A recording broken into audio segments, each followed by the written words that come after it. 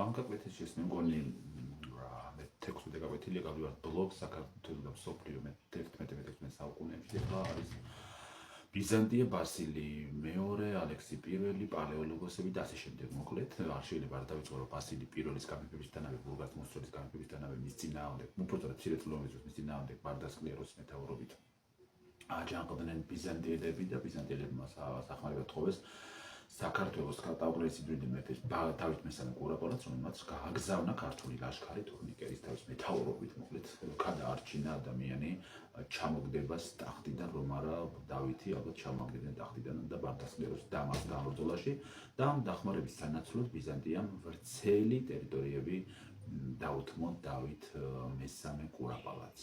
თუმცა დავით მესამე გარდაიცვალა, მისი იძულებული გახდა, უბრალოდ სამეფო კარის რაღაც გახდა იძულებული მოკვდა უკვე ბასილისთვის ტაურში დაეთმოთ სამფლობელოები, რომელიც ამდერძით დაუტოვა, როგორც უკვე ვთქვით, დავითმა მას.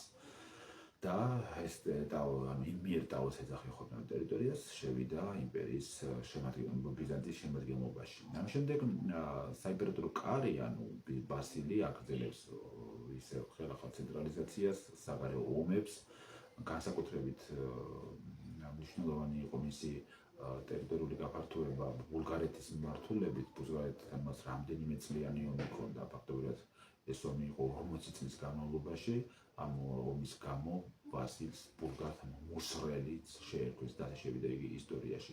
ბასილის ბრძანებით ბიზანტიელებმა 15000 ბულგარელი ადამიანი დაატყვევეს და დააბრმავეს, მერე ეს სისასტიკე გამოიჩინა მის გამო.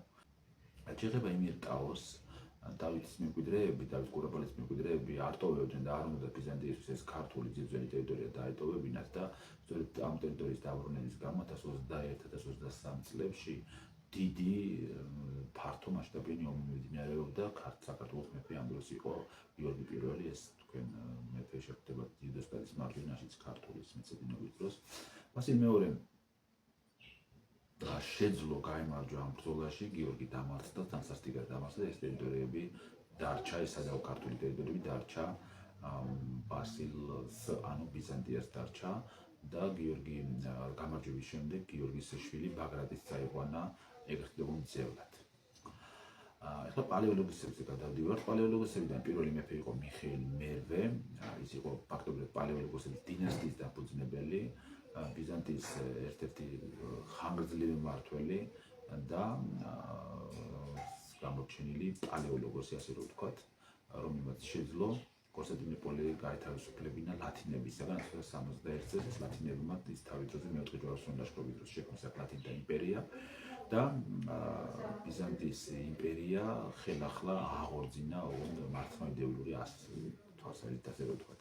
ის იყო დასავლეთის და აღმოსავლეთის ეკლესიების გაერთიანების მომხრე. 10-11 პალეოლოგი მართავდა დაახლოებით. სხვადასხვა დროს რა თქმა უნდა მე შეცვალეს მიხეილმა.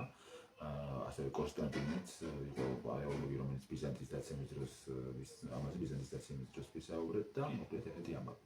1952 წელს ირანის ტერიტორიის საქართველოს საზღვრამდე შავბატკანიან, ანუ ყარაყოინლუს თურქანთა ტომმა დაიკავა. ყარაყოინლუ ნიშნავს შავბატკანს და მისი დიდი ნაწილი, მეორე ნაწილი საქართველოს მეზობლად იყო თეთრბატკანიანების სახელმწიფო შექმნა, ანუ აღყოინლუს, ეს ნიშნავს თეთრბატკანს. თურქმანული ტომები იყვნენ, მათი მეთაური იყო უზუნ ჰასანი.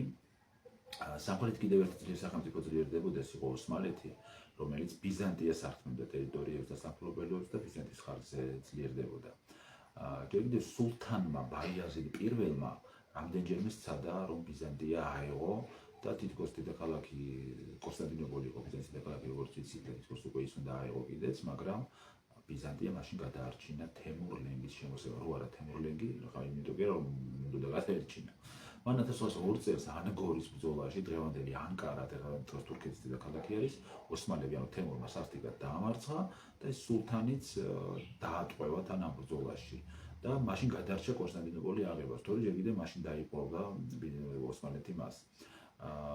მაგრამ ბიზანტიის დაპყრობა მაინც იდეაში ჰქონდა და საბოლოოდ შეძლო ერთმა ახალგაზრდა ბიჭმა სულთანმა, ის იყო მეჰმედ მეორე, რომელიც 1453 წლის 5 აპრილს თავისი 160,000 კაციანი არმიით დაიძრა კონსტანტინოპოლის სასარგებლო. შორს კი აღარ იყო ეს კონსტანტინოპოლი, მაგრამ მაინც მნიშვნელოვანი იყო, აღებული არ იყო და როგორც წევა გითხარით, ამას ხელმძღვანელობდა კონსტანტინე მე-11, ბოლო მეფე ბიზანტიას, ბოლო მეფე იყო ეს იმპერატორი, მან მხოლოდ 9000 მეომარი დააპირისპირება შეძლო ოსმალების წინააღმდეგ.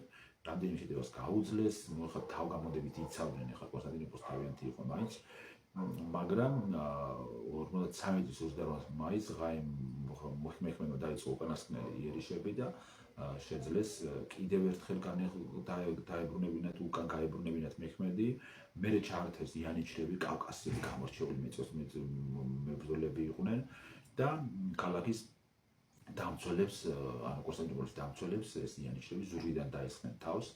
პირადად იბრძოდა საწყალი კონსტანტინე მე-11 ბოლო იმპერატორი ამ ბრძოლაში და ბრძოლაშივე დაიღუპა სისხლის მღვრელ ბრძოლაში.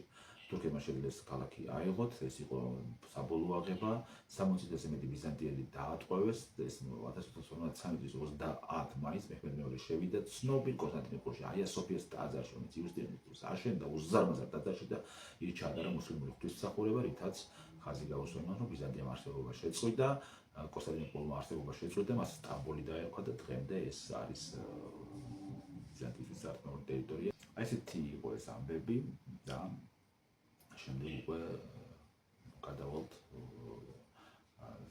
ესე იგი ახალ საკითხზე, რომელიც იქნება პროგრამაში.